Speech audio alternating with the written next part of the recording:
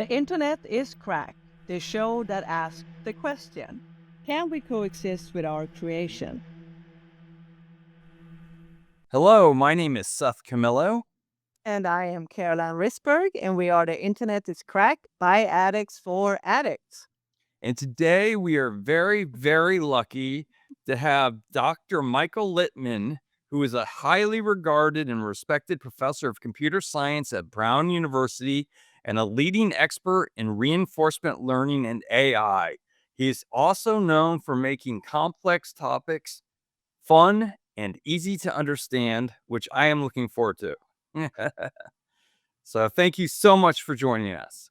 I'm delighted to be here. Thank you for inviting me. Yeah, thank you. Thank you for being here. So I'm going to ask you with the first question. What exactly is artificial intelligence and how does it differ from regular computer programs? Nice. Yes. And if I can't answer that, you're gonna have to send me away because and I won't be able to answer it because it's not very crisp. The distinction between what we think of as AI and what we think of as just automation, right? And computing Mhm. is not a bright line. So I'm sorry if that's disappointing, but the idea of artificial intelligence is, and it dates back to the very beginnings of people trying to build computers to automate tasks. The idea of artificial intelligence is it's the part. I like to think of it as the part of computer science where we're trying to make programs that do things that we think of as requiring human intelligence, which of course is a very weird definition. It's a very fuzzy kind of definition. Once upon a time, the idea that we could make a piece of software that would be able to direct you to a particular point in space, right? Like it tell you when to turn with a voice that actually is very very clear and audible. That would be cutting edge AI. I don't think anybody thinks of Google Maps and Apple Maps and MapQuest and so I don't think anyone even thinks of them as AI anymore. And Okay. that's True. sort of a property of the field of AI is that once we can actually really do it reliably, so you can depend on it, and it's just a thing like a shovel, it's not AI anymore. Okay, Yeah. I want to ask you about what one of the things you're known for, which is reinforcement learning. Sure. So, could you explain to us what reinforcement learning is, and also how can something learn from reinforcement learning and not be intelligent? That's very strange Yeah. to me. Yeah, that's great. Okay, so you have I infer from that question that you have an intuitive sense of what it means to be a reinforcement learner. That the idea is that it's a system that can actually adapt to try to make decisions that are more in line with its motivations, right? So the term actually came originally from an understand people who are studying animal learning, and what they discovered is that um, if you give a rat a treat, or if you give a mouse a cookie, let's say, I think that's a book, copyright. Give a mouse a cookie at just the right time, and when it does an activity, so it's looking around its cage, and then it steps in a particular part of the cage, and you give it a cookie, you give it a little treat. What scientists realize, and I think anybody playing around with animals realized, is that that will tend to make the animal do that behavior more in that Right. situation. It reinforces or strengthens that behavior. There's lots of things the mouse can do. It can walk over to that place. It can groom itself. It can take a nap. It can go to a different place in its cage. But now that particular activity that it did will have become strengthened, will have become reinforced. And so this is something that you could just observe in people and in animals. It seems to be a property of our nervous systems that we can learn in that way. The the the computer scientists studying reinforcement learning early on wanted to understand just at a mathematical level, what exactly might that mean? What would a model of animal learning, animal reinforcement learning look like? And so they wrote down some equations, and it turns out that those equations were actually really good at describing animals, but they didn't have the property of being reinforcing. What they actually had was a property of reward maximizing, which is a slightly different concept. But in computer science, we tend to think of that. We tend to think of we're trying to build systems that reward maximize. They have some notion of what's good, and they're trying to make decisions to make the good things happen more often. And so you can see this, as you may know, the internet is crack. And so uh, Yes. one of the ways that the internet is cracked is that if you go to a site like TikTok or YouTube, those systems start to learn which videos will tend to keep you on the site and keep you addicted, keep you hooked, keep you there. Yeah. And the way they do that is using what we think of as reinforcement learning. They actually discover the connection between this kind of video will tend to send this kind of person away. This kind of video will tend to make that person stay. Let's send them videos that are going to maximize the likelihood that they're going to stay on our site. And that is reinforcement learning, right? It's learning. The system is building up statistics about how people behave, and then is trying to maximize a particular behavior within this. But aren't you Yeah. aren't you just defining intelligence? How is Yeah. that not intelligence? So it is definitely the case that people. So okay, so just so you know who all the players on the field are, if we're gonna maybe have a slight sports metaphor here for a second. Okay, go for it. Yeah. So within computer science, there's artificial intelligence. Within artificial intelligence, there's like machine learning as distinct from other ways of creating intelligent systems like programming them. So the machine learning field has three big subcomponents. Supervised machine learning, which is about getting machines to learn to map a given input into a certain kind of output. So like I show it a picture and it says that's a picture of a mouse. Show another picture and that's a picture of a cow. It's just trying to learn those input-output relationships. That's supervised learning. There's also unsupervised learning where you just give it a lot of data and it tries to make sense out of the data. So it might build a set of categories. Then there's reinforcement learning, and reinforcement learning is about how do we make a system learn to maximize some motivational signal, some reward signal. Now, in terms of, so those are the three main teams. The largest one, the one that gets all the glory, is supervised machine learning. Right? They're the kings of the hill. They're the rock stars. They're the rock stars. They get all the money, they get all the fame, they get all the attention, and then there's us little reinforcement learning people kind of living in the nooks and crannies in the interstices between everything else. But we tell ourselves to feel better about the fact that we don't win this game, is that we're solving the real problem. We're solving the interesting problem. We're solving intelligence. They're just solving function approximation. That's like, who cares about that? It's just one tiny little subcomponent of intelligence. We're trying to have the whole enchilada. And so I think if you hear what reinforcement learning is and you think, well, isn't that sort of how we think of intelligence?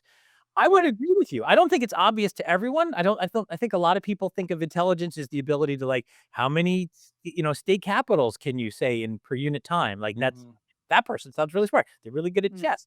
But to the extent that you think of it as, well, an intelligent creature is one that can figure out how to get its goals met, its needs met, then I completely agree with you, and that is reinforcement learning. Which Yeah. brings me to something I read. Apple did a test with an LLM where it was given a test where it was familiar with the ideas that were in the test, and it passed and it did well. And then when it took away things that it didn't know, it couldn't use logic to then solve the test, so it failed. So their point was, or their assessment was, that LLMs are not actually intelligent. They're just incredible pattern recognizers. But isn't that what we are? Yeah. I'm confused. Yeah, it's a great question. I think there's a couple things going on there that I think are interesting to dig into. One is the notion that, so when I teach a machine learning class, one of the very first lessons that I want to get across to people is the notion of don't train on the test set. So when we do supervised machine learning, we separate the data that we've got to work with into the data that we're going to use to create the system and the data we're going to use to evaluate the system. Right? So basically, we want it to be good at identifying particular kinds of pictures. So what we're going to do is we're going to train it on a bunch of examples of that task, but then later we're going to test it on new examples that it's never seen before. Why do we do that? Because otherwise, if you show it the same stuff that it's already seen, it can actually do very well by memorizing, by basically saying, oh yeah, I know that that's a chicken because you told me that particular picture is a chicken. I have no idea what chickens are in general, but that picture is a chicken because you told me it was a chicken.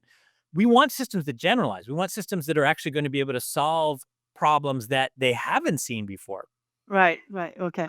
So one of the crazy things about these large language models that are trained on the entire internet is that most things that we think of as tests are already on the internet, and they can memorize the answers to all the tests that we might give them.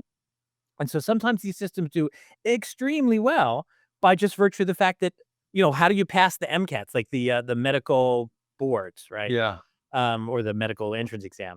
Well, I mean, if you've actually seen 50 MCAT exams with their answers, then you're probably going to do okay if you have Yeah. very good memory, which these systems have. Yeah. And so I think part of what you're seeing in that Apple case is examples that they've seen before, and they can actually echo them back. They're generally, doesn't need to be an exact match. The language models are actually very, very good at being a little bit flexible with the way that they realize, oh, this is a thing I've seen before. But I think I think you're right. I think it is the case. It's often the case that they do much, much better on things that they've seen before or things that they've nearly seen before than on things that are just novel. Hmm. So, and I think okay, so there's two things you could take from that. One is, well, if we just show them everything, then that's fine because they see everything. I believe in, I don't know, complexity in culture, right? The sort of notion that there's lots of things that are going to happen that no one's really seen before. You never step in the same river twice. And so it really is important to get at the essence and really be able to generalize. So it's not enough to just be a good memorizer. You really need to generalize. Hmm. The other thing to point out is you said, well, isn't that what we are? We're just pattern matchers. And we obviously do some pattern matching, right?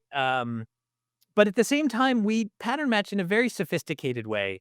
And on top of all that, and now we'll go back to reinforcement learning, we have a purpose or goals. We're trying to do something. And one of the things that I think is really interesting, and a lot of the articles written about large language models, because large language models, these chatbots, can literally do anything. Like any task that you can ask a person to, you can ask them to do it, and they'll do something, right? If it's language mediated, they'll do something. Yeah. But they won't always do it that well. And if you take an expert in that area, like machine translation, like here's a poem, ask the computer to translate that from the language that it's in, let's call it German, into the language that we want it in, let's say Spanish. And so it'll do that, and it'll do it competently. But if you ask a professional person who this is what they do, this is what their life's work is, they'll say, it's good, but it lacks soul. There's Hmm. some element that's just not there. And I think what's not there is purpose, intent, the idea that it's actually trying to do something. It's trying to think about, well, when a person is doing it, if I'm writing the poem in Spanish that was in German, I'm asking myself, how is the Spanish language person that's going to read this? How are they responding to it? What are they going to think? Are they going to get confused here? Is it going to evoke the right sort of feelings? Is it going to remind them of this Borges poem or something like that? Like they're thinking about how it's going to land. Language models don't do that. Language models are just trying to replicate the kind of language that they were trained on. And that can accidentally have all kinds of amazing effects. But they're never reasoning in terms of how is this going to land? How is this going to make someone feel? And it's just so I think as a result, it's always going to lack that something.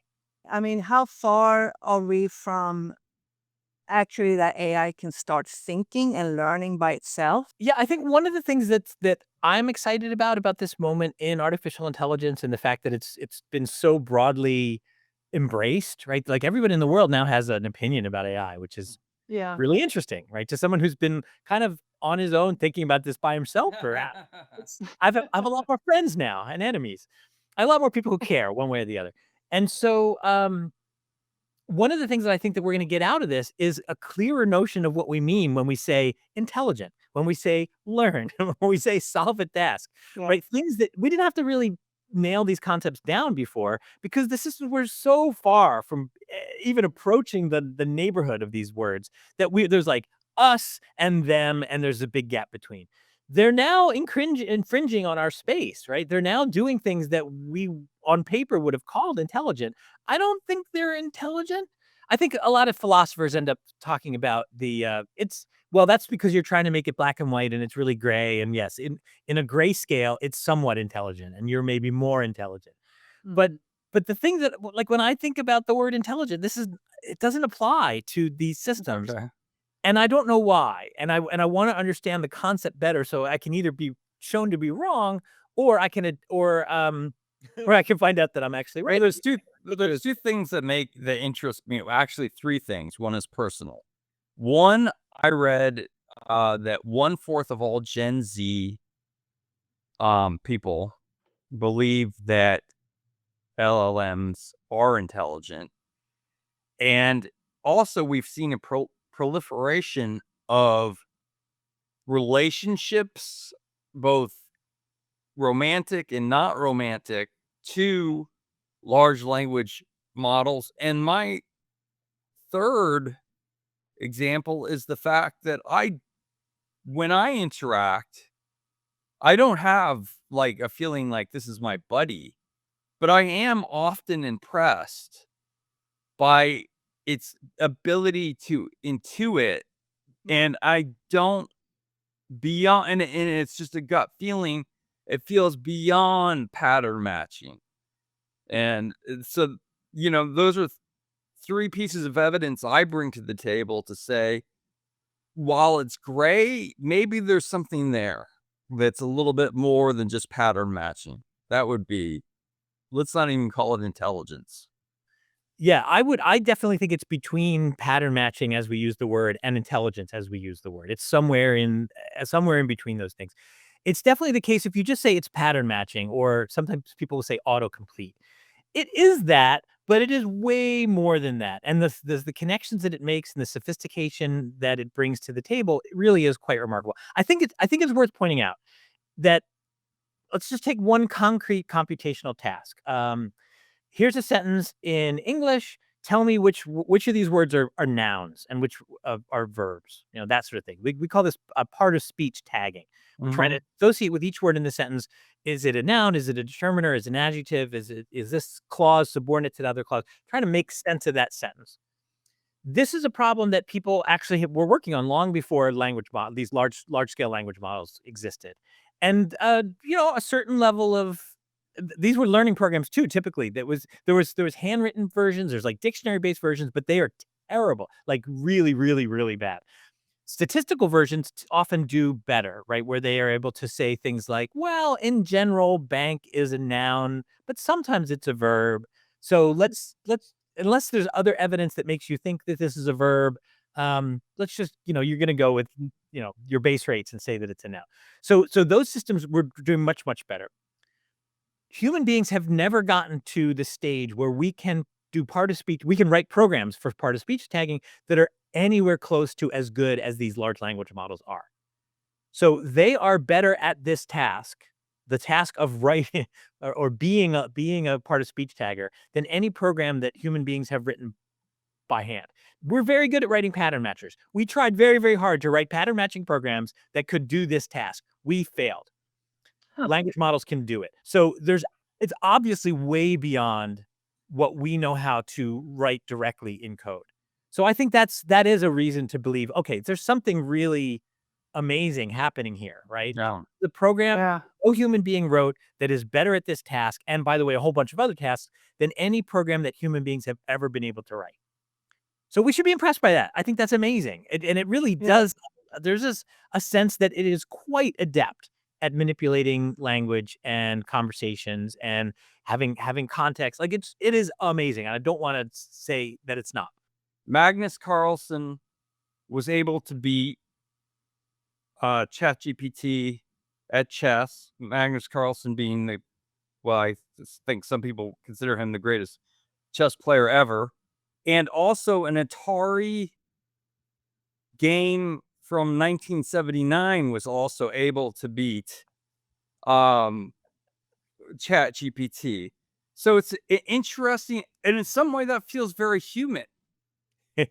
You know what I mean? That it did. has brilliance, but is missing Shortcomings. Yes. weird shortcomings. Yeah, exactly. Yeah. Yeah. So I think it is very confusing for people because the chatbots talk a good game, and they're very engaging. They can have a very, very interesting Yeah. conversation with you, and they can talk about chess. They have opinions about chess. They know a lot about chess, like weirdly a lot about chess.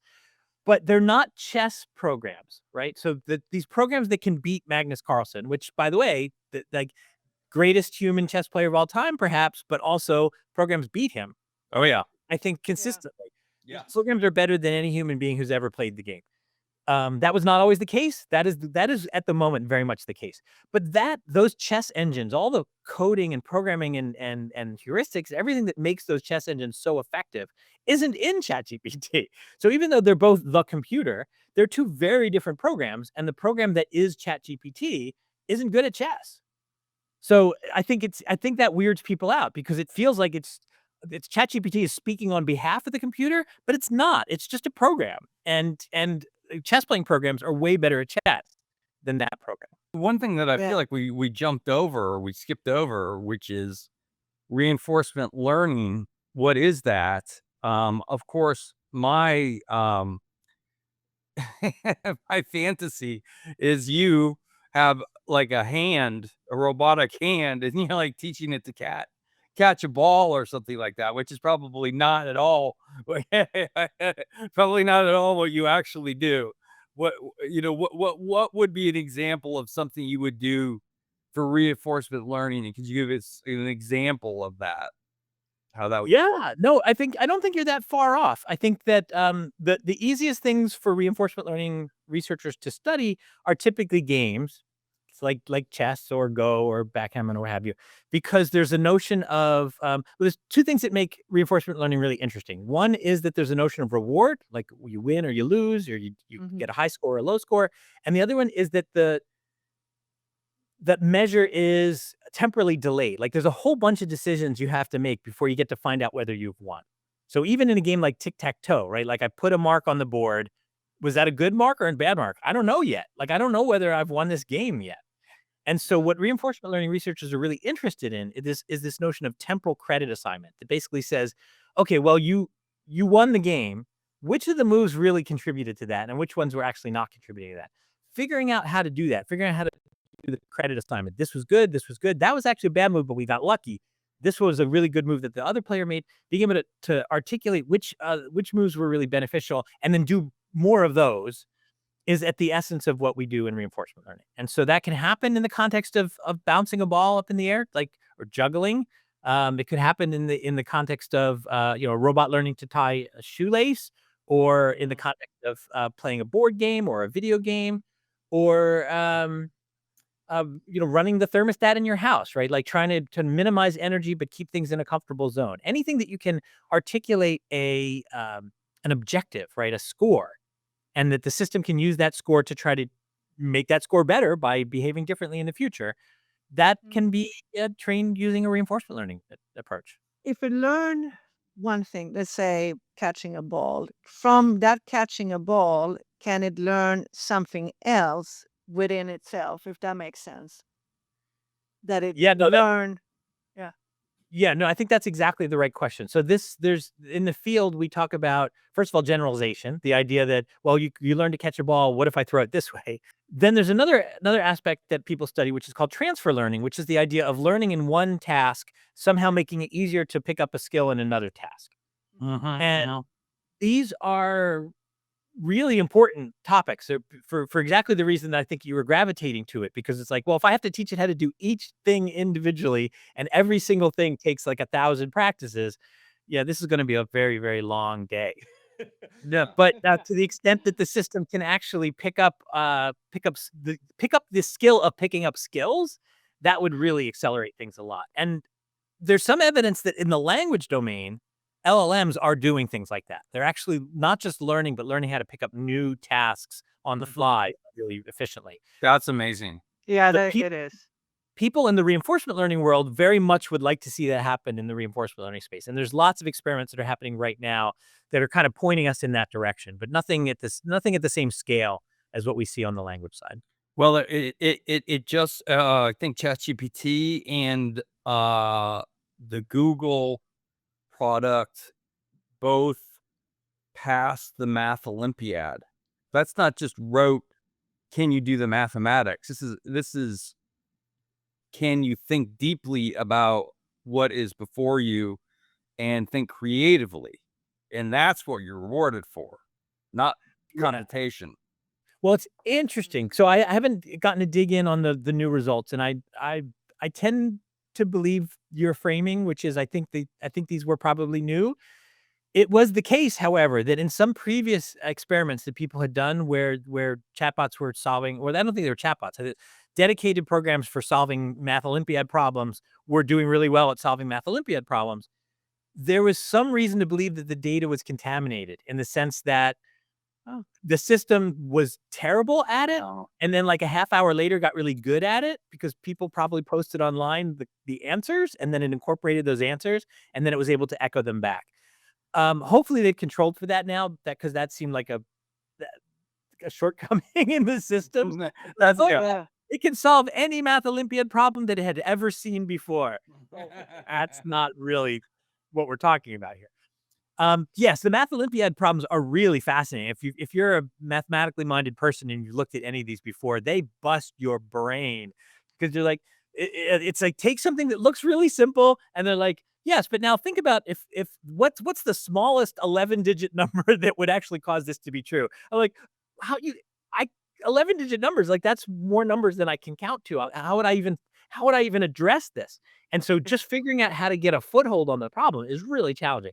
So the fact that we have programs now that can do this is really remarkable. I think both of them got 5 out of 6. 5 out of 6. That's it's amazing. It really is amazing. Now, I'm pretty sure that those systems were trained very extensively on Math Olympiad problems, and it's definitely the case that there's some tricks. Like we all know how to add however many digit numbers. Like if you have two numbers, you know how to line them up, and then there's like a process that you can go through. We don't know. We normal people don't really know what the tricks that you would use to solve these Math Olympiad problems are. Mm-mm. But there's probably a couple dozen that are really useful. And once you've mastered those, you can apply them in all kinds of crazy, interesting ways. It's just that we don't know them, and so it's very very likely that this program was trained to know them really well, and therefore it was able to get headway on some of those problems really effectively. They're not as Some of these problems might not be as hard as they look to us. That said, I do think they're really, really hard. And like real practicing mathematicians can actually look at these and say, yeah, these are hard problems. This would really take me a long time to work out the implications of this. There's been several incidents reported that indicate that LLMs have a desire to continue living. Yeah. One is we've read about these. Is one when they threaten to turn off an LLM, it then threatened to expose a fake. They did a fake thing, but an affair an engineer was having, and then in another example, it hid itself. It duplicated itself and hid itself somewhere, Yeah. on another device, another part of the hard drive, somewhere where it was undetected, and it could continue living. Is there any way that these things have a desire to live? Yeah, this is a really interesting and somewhat fraught question. So the people certainly back in 2016, there was a lot of energy generated around the idea of wait, maybe we should back off this AI thing because if we really do build this and we think through the implications of having systems that are arguably smarter than us, very generally capable, very very fast, and have global access to the network, they could very easily choose their own existence over ours, right? And potentially put people out of out of work, out of life. And so this is a topic that people have focused on quite a bit. And the folks who have done the experiments that you were just describing, where they saw chatbots potentially engaged in blackmail or misrepresenting or changing the internals of their system in various ways to prevent themselves from being turned off, are those experiments are done by the people who are concerned about exactly that, We haven't really seen examples of this happening spontaneously in the real world, but under these controlled experiments that people have constructed, there's a couple, really impressive or off upsetting potentially examples. It is probably the case that if these programs become more and more powerful over time, and people have more access to be able to tell them what to do, and then we people start telling them to do contradictory things, the results may be unpredictable. I hope they're not devastating. I hope they're not dangerous, but it is really hard to know what is the system going to do if you give it contradictory instructions. Okay, well, what is dangerous? Yeah, What is devastating? Because I mean, we have this idea of science fiction, but in reality, what would happen that could potentially harm the human race or erase it from the planet? I mean, these are the things people are talking about and fearful of. How would that work? Yes. So okay. So let me start off with the most fanciful. That sort of what is the line between science fiction and philosophy? I don't know. It might be blurry. Let me start with that, and then we'll go to something maybe a little bit more short term and practical. So the futuristic looking story. Sometimes it's phrased as a thought experiment. So Nick Bostrom has written extensively on this notion of the paperclip problem. So the paperclip problem says uh, super intelligent computers end up being widespread, and so somebody who is a paperclip manufacturer is like, "Oh, I'm so glad to have my super intelligent computer at my side. It's here to help me. Hey, you know what? It would be great if I could just have this computer uh, help me make paper clips, as many as possible, as cheaply as possible." And so I'm going to issue that as a prompt. Okay, computer, please make me, please set things up so that you can be making paper clips as cheaply as possible. I would like to make as many as I can because that's going to maximize my profit. And the computer says, okay, hold on a second. Let me take over the world. So the computer then says reasons, they imagine, that because it needs to be able to do this, and it's committed to its task of being able to generate as many paper clips as possible, not controlling the geopolitical situation on planet Earth could potentially get in the way of that. So first thing, take over the world. Second of all, turn all atoms into paper clips, right? Because that's going to maximize. Third of all, make sure that nobody should be able to take things over. I need to control, the system needs to control all the energy, all the resources. Blood has iron in it. That'd be really, really useful to make paper clips. And so this nightmare scenario says, well, this innocent request of please make my paperclip factory more efficient turns into wiping out not just life on Earth, but like the Earth is now just paperclips floating in space. And I've heard like the thing about emphysema saying, could you reduce the number, percentage of people who have emphysema, and it decides the best way to do that is to kill everybody with emphysema. Right. And so now we get into the kind of the genie in the bottle kind of fears, right? Where there's lots of these stories that you make this innocent wish, but it gets misinterpreted. And if it's powerful enough genie, yeah, you're going to be hosed at the end of this. So yeah, so that's kind of the really sci-fi zone of it, because we don't have systems that really can take over like physical manufacturing at this point. They don't seem to be great at that. They don't have a lot of data on it. It's not something they've been able to learn about. They don't get to experiment. Like I don't think this is a short-term pressing problem. However, it is now the case that more and more people are connecting chatbots to email. And so could a system make trouble? It could make trouble. You can get into a lot of trouble just with email, right? You can get into a Yeah. lot of trouble Yeah. just by posting things on social media. And so if you give a system access to just being able to interact with people at a large scale, mayhem could I even asked ChatGPT, I said, I was trying to understand what an agent is, which Yeah. seems ill-defined, by the way.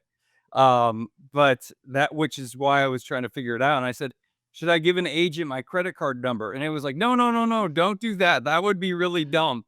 That would be really dumb. Don't give an agent your credit card number yet. That's right. So that's actually good advice from the mouth of bots. Yeah. Yeah.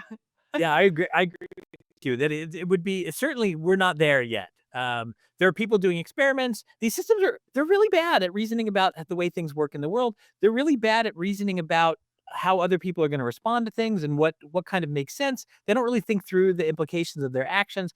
So there's some interesting experiments that have been done, basically allowing a chatbot to control a vending machine in Yeah. a real Yeah. place of business, right? And so it could send emails to order product. It could set prices. It could actually have things delivered, right? Even though it's just, bits on a computer, so much of our infrastructure is connected to the computer that it actually had a fair amount of control. And it was very bad at running the store. Very, very bad. So Okay. people convinced it that it should start selling tungsten cubes, which are not that useful, very expensive. And so it laid out a whole bunch of money, like it spent actual money to get these cubes. And then of course nobody bought them because so it was really easy to game the chatbots because they're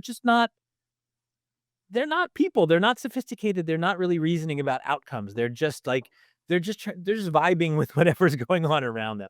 And so I Mm. don't think that we're really in danger at the moment of one of these systems doing something like masterminding some kind of plan where they just use email to convince people that they can actually take over, I don't know, Kazakhstan or something, and then launch an attack from there. Like, it could all be done by computer. It's just that these computers aren't at that level of sophistication at this point.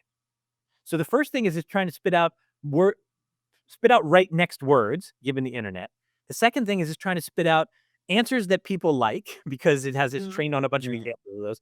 And the third is that it's actually trained to produce for factual questions, not just factual questions, like more mathematical kind of formal questions. Mhm. It's trained to produce answers that actually are correct.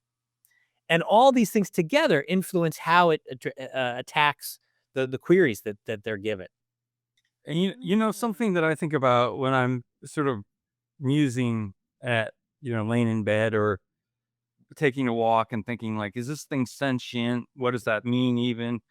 But it's just the power usage, and I'm not talking, obviously there's an ethical part to this, but it uses so much power. Yeah. Our brain uses, I looked this up, 400 watts a day approximately. And one text-based question represents 15 to 20 minutes of brain usage for us. So it's much, much less efficient.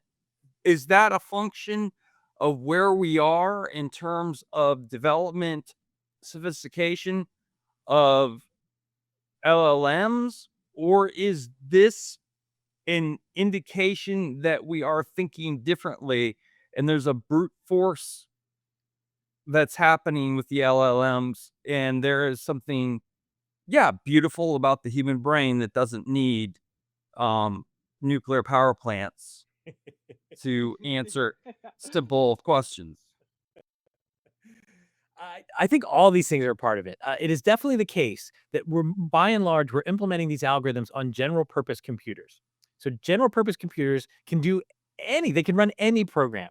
And so when you ask them to run one particular program, they're using all the energy that it takes to figure out, oh, okay, I could do any program, but now I have to do this one, right? And they're not specialized. They're not super specialized to the test. Now that said, people are working on and people are now manufacturing computer chips that are very specific to the calculations that LLMs tend to do, but they're still pretty general purpose. And so a lot of energy is being wasted in just interpreting, right? Mhm. It's our brains, when they learn, they actually physically change, right? So that the connections, the synapses between the neurons are strengthened in a like at a molecular level. And so they're not having to work things out from scratch every time you have a thought. That thought, the pathways that the thoughts kind of run along are, first of all, way more efficient to begin with. And second of all, the more you think along that line, the more efficient that pathway becomes. The computers, it's not the case. They can get better at things, but they're not getting more energy efficient over time. It's not taking less resources, it's taking the same resources. So if we had the perfect chatbot that we all agree this is the one, boy, we should invest heavily in this one chatbot and make it as efficient as possible. It could be turned into a physical device that would be probably fairly large, actually, and it would still use a lot more energy than the brain, but it would be way less energy absorbing than the systems we have now. So yeah, part of it is that. Part of it is, as you say, a lot of the way that chatbots do their thing is a little brute force. They've absorbed the internet, right? And no human being has ever read that amount of stuff. It's like it's not Right. really impossible for a person to read as much as these chatbots have been trained on. So they are different. They're just different, and they are a little brute forcey. They tend to run these little internal, um, almost little web searches internally to decide which neurons should be activated and how much. And so it's a lot. It just really processes Yeah. a lot. So there's multiple things happening there. So it may just be an issue of a different type of intelligence or whatever you want to refer to it as, rather than one is superior to the other. I like to think that we're superior because people are like you said, it's beautiful. The thing that our brains do is it's truly spectacular. But you're right, like to the extent, but we do not memorize the internet. And if you ask, there's no person who's ever played Jeopardy is gonna know like I don't know Carolyn's last name and at the same time, how many quarks does it take to make a boson? And like these systems Right. are they have a weirdly bizarre amount of stuff crammed in there. So, yeah, they are kind of very different critters than us. Will it be able to discover things, do you think? Like, will it prove a theorem on its own without human intervention? Will it just decide?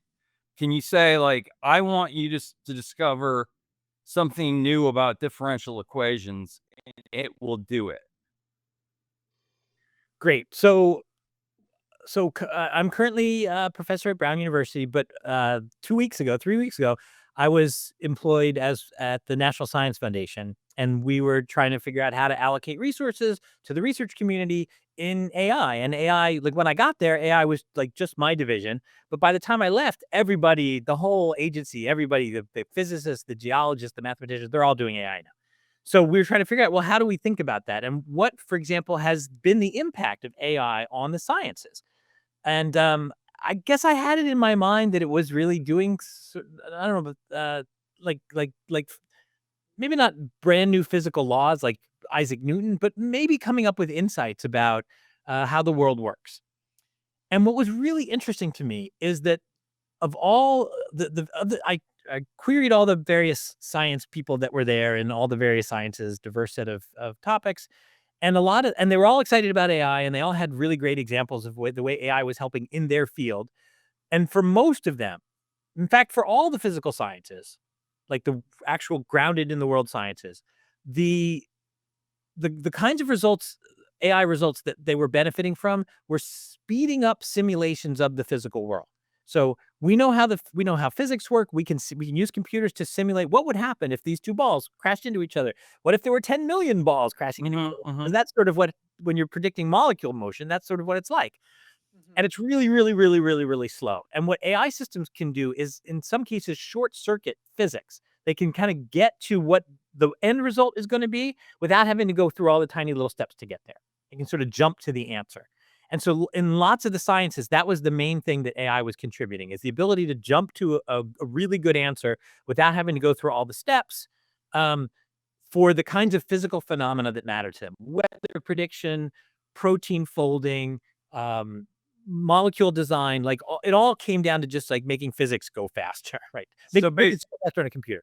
basically, you're saying that you don't believe that I'm gonna turn on Chat GPT one day and it's gonna say, "Oh, it turns out light is a particle," or "No, wait, light is a wave," or "Wait, it's something you've never thought about," or "It's gravity," or it's not gonna discover Right. I'm this. saying that we haven't seen that yet. The one small Yeah. counterexample to this, which again I think is relevant in the conversation we've been having, is been in mathematics.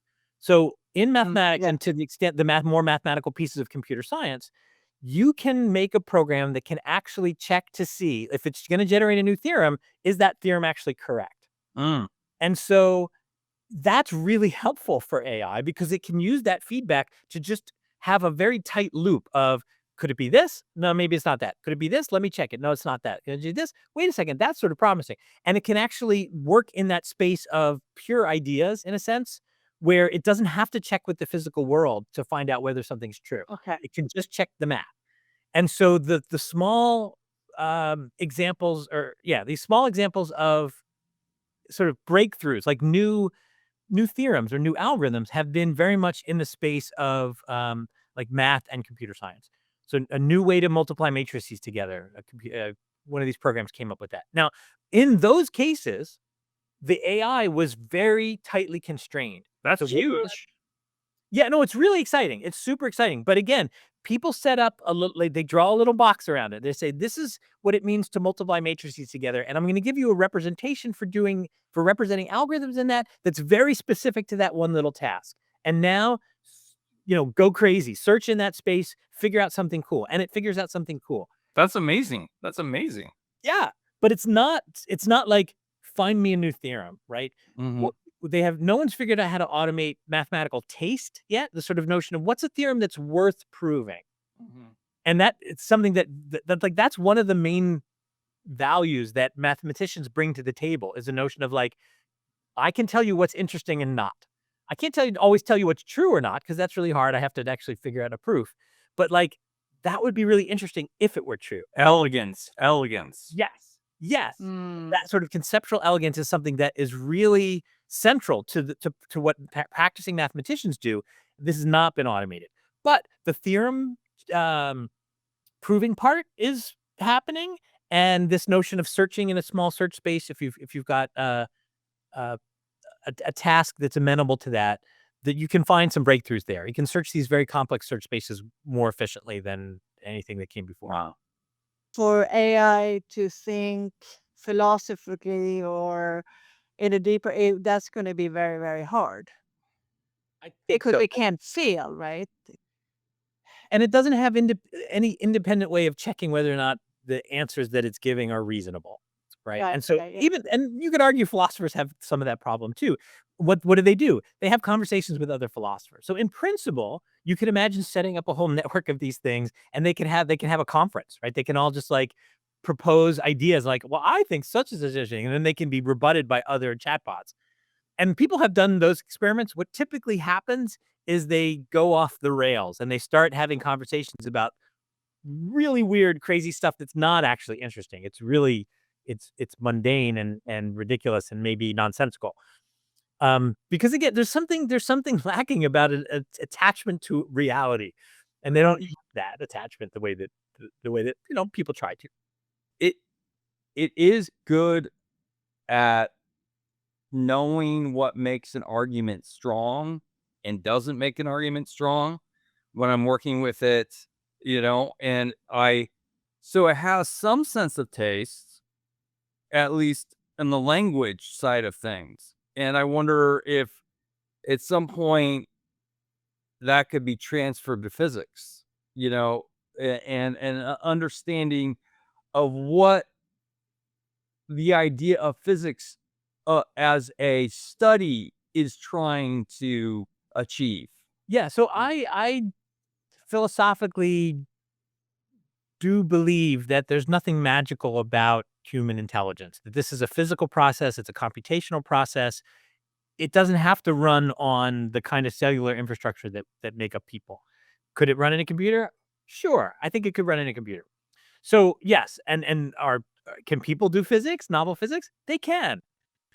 So therefore, could a computer do novel physics? It can. I do think that that's true. What we don't know at the moment is the recent breakthroughs in things like large language models. How much closer does that really take us to being able to have an automated physicist, Yeah. automated mathematician than we were, right? Was it a tiny little step? Was it a side step? Like not even relevant, just kind of step off to the side? Or was it like most of the way there and now we just have to kind of connect the dots and it'll all be there? People differ on their opinions on this topic, and I do think folks like Sam Altman are very much on the side of like, oh yeah, we've worked out all the really hard stuff. It's now just a matter of bringing, just kind of putting it into practice, scale it up a little bit, give it slightly better data. Um, I don't know too many people that are on the, well, this is not even a useful step. Maybe Gary Marcus is on the like, yeah, this is just a sideshow, just a distraction. I think this really does tell us something really important about intelligence and how to navigate complex concepts in the world, right? This is a great tool for scientists, and people will sometimes say, "Oh yeah, AI is going to solve the climate crisis or what have you," and I'm like, "How? Like, help me connect the dots there. Is it going to just magically wake up and say, oh, here's the theorem, and if you just apply this, then global warming goes away?" Like, that's just not true. Like, it's one of these complicated socio-technical problems that involve changing people's behavior, which I don't know if you've noticed, but can be a really difficult thing to do. It's a little bit hard. It's Yeah. yeah. So even if it were that, I don't see it generating answers. I see it supporting people who are trying to generate answers. And I think that's just where we are now. Could we be farther along? Yeah, I think it's possible to have computers that are an awful lot more like people than we have today. It would be seems more useful to have something that's complementary to people because we have people. It's not like we're lacking for people. We've got billions of them. We got a lot of us. Ooh, like, oh, if only we had more people. Like, well, then we'd have more people. People are great. I love people. Some of my best friends are people. But like, that's not exactly what we need. We need things that kind of stretch us in ways that we are already not so strong. And I think a lot of people are scared of, you say, are you going to take our jobs? What's going to happen with us? Or how are we going to make money? I mean, those are the real conversations that people have. I hear it all the time. Yeah. That we are terrified. And then might come the question, first of all, is that what you see is going to happen? And what do you think about the ethics behind it? Yeah, I think it's really important that the people developing these technologies, and certainly the people talking about them and using them, should be thinking about these ethical concerns. This is real, and we're making choices. Each time we do something, we're making a choice, and we should be Right. trying to make reasonable choices, healthy choices, choices that have good long-term consequences, right? We should be good little reinforcement learners and worry about what this is going to lead us to, what the outcomes are going to look like. So I totally agree with that. I also feel like at the same time that yeah, okay, so I grew up as an AI researcher. I was very much wanting to solve the AI problem. That's what we called it back in the day. Now people talk about creating artificial general intelligence, AGI. I think those are kind of the same thing. And that was my goal. Like, I really wanted to see, like, what would we have to put together to have a computer system that was, like, demonstrably intelligent. I don't feel that way as much anymore, partly because I think that there are these ethical concerns. There are these, like, to what end kind of questions, like, Right. why do we need that when we Mhm. um and part of it is no, we should be making if we like, I think it's still really interesting from a scientific perspective because I think we'll never Mhm. gonna understand what kind of gizmos we are and how we relate to the universe if we can't build it. So we kinda have to solve the AI problem if we really wanna understand ourselves. But maybe that's a bad idea. Like, maybe in the process of doing that, we will have created this other thing that is not gonna be really very beneficial to us. Mm. We should be thinking about tools. We should be thinking about ways that we can augment our capabilities to do Mhm. more, to be the better versions of ourselves where possible. I think that's a really good goal. Yeah. But like creating AI just for the sake of like being able to check that box, or even worse, for the idea of replacing human beings, Right. I don't think that's good, and I don't think we should be supporting that. Well, Pandora's box has been open, and it seems very hard to close it. And I've said this on several interviews, which is during the Manhattan Project, they were thought there was a small probability that if they detonated the nuclear bomb, that every atom would be excited and the world would end. But they did it anyway. Yeah. And I I I I personally, where the internet is cracked, we've got a little bit of dark cloud in us, and I don't think anybody's gonna stop no matter what, is my instinct. Yeah, That's more of a people question than a science question.